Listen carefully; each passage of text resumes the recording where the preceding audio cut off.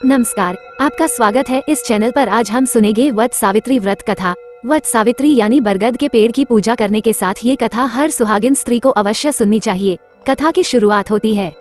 भद्र देश के एक राजा थे जिनका नाम अश्वपति था। भद्र देश के राजा अश्वपति के कोई संतान न थी। उन्होंने संतान की प्राप्ति के लिए मंत्रोच्चारण के साथ प्रतिदिन 1,00,000 आहुतियां दी।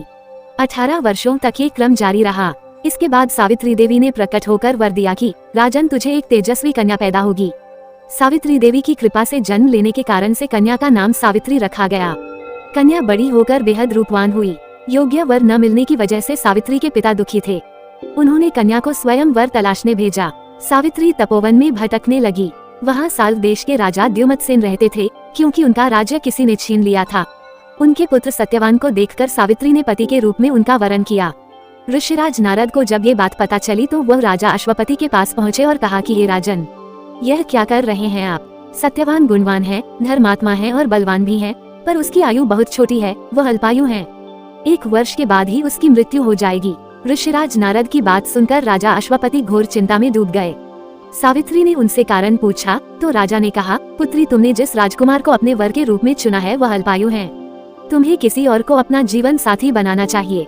इस पर सावित्री ने कहा कि पिताजी, आर्य कन्याएं अपने पति का एक बार ही वरण करती हैं, राजा एक बार ही आज्ञा देता है और पंडित एक बार ही प्रतिज्ञा करते हैं और कन्यादान भी एक ही बार किया जाता है। सावित्री हठ करने लगी और बोली, मैं सत्यवान से ही विवाह करूंगी। राजा अश्वपति ने सावित्री का विवाह सत्यवान से कर दिया। सावित्री अपने ससुराल पहुंचते ही सास ससुर की सेवा करने लगी। समय बीतता चला गया। नारद मुनि ने सावित्री को पहले ही सत्यवान की मृत्यु के दिन के बारे में बता दिया था।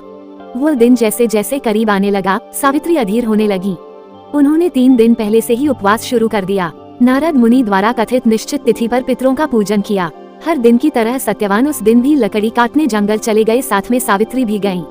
जंगल में पहुंचकर सत्यवान लकड़ी काटने के लिए एक पेड़ पर चढ़ गए। तभी उसके सिर में तेज दर्द होने लगा। दर्द से व्याकुल सत्यवान पेड़ से नीचे उतर गए। सावित्री अपना भविष्य समझ गयी। सत्यवान के सिर को गोद में रखकर सावित्री सत्यवान का सिर सहलाने लगी। तभी वहाँ यमराज आते दिखे। यमराज अपने साथ सत्यवान को ले जाने लगे। सावित्री भी उनके पीछे पीछे चल पड़ी। यमराज ने सावित्री को समझाने की कोशिश की कि यही विधि का विधान है, लेकिन सावित्री नहीं मानी। सावित्री की निष्ठा और पतिप्रायणता को देखकर यमराज ने सावित्री से कहा कि हे देवी, तुम धन्य हो, तुम मुझसे कोई भी वरदान मांगो।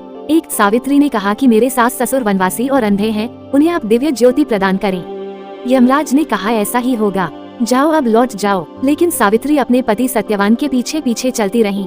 यमराज ने कहा, देवी तुम वापस जाओ। सावित्री ने कहा, भगवान, मुझे अपने पतिदेव के पीछे पीछे चलने में कोई परेशानी नहीं है, पति के पीछे चलना मेरा कर्तव्य है। ये सुनकर उन्होंने फिर से उससे एक और वर मांगने के लिए कहा। सावित्री बोली, हमारे ससुर का राज्य छिन गया है, उसे पुनः वापस दिला दें। यमराज ने सावित्री को यह वरदान भी दे दिया और कहा, अब तुम लौट जाओ। लेकिन सावित्री पीछे पीछे चलती रही। यमराज ने सावित्री को तीसरा वरदान मांगने को कहा। 3 इस पर सावित्री ने 100 संतानों और सौभाग्य का वरदान मांगा। यमराज ने इसका वरदान भी सावित्री को दे दिया। सावित्री ने यमराज से कहा कि प्रभु, मैं एक पतिव्रता पत्नी हूँ और आपने मुझे पुत्रवती होने का आशीर्वाद दिया है। ये सुनकर यमराज को सत्यवान के प्राण छोड़ने पड़े। यमराज अंतर्ध्यान हो गए और सावित्री उसी वट वृक्ष के पास आ गई जहाँ उसके पति का मृत शरीर पड़ा था। सत्यवान जीवंत हो गया और दोनों खुशी खुशी अपने राज्य की ओर चल पड़े। दोनों जब घर पहुँचे तो देखा कि माता पिता को दिव्य ज्योति प्राप्त हो गई है। इस प्रकार सावित्री सत्यवान चिरकाल तक राज्य सुख भोगते रहे। अतः पतिव्रता सावित्री के अनुरूप ही प्रथम अपने सास ससुर का उचित पूजन करने के साथ ही अन्य विधियों को प्रारंभ करें। वट सावित्री व्रत करने और इस कथा को सुनने से उपवासक के वैवाहिक जीवन या जीवन साथी की आयु पर किसी प्रकार का कोई संकट आया भी हो तो वो टल जाता है।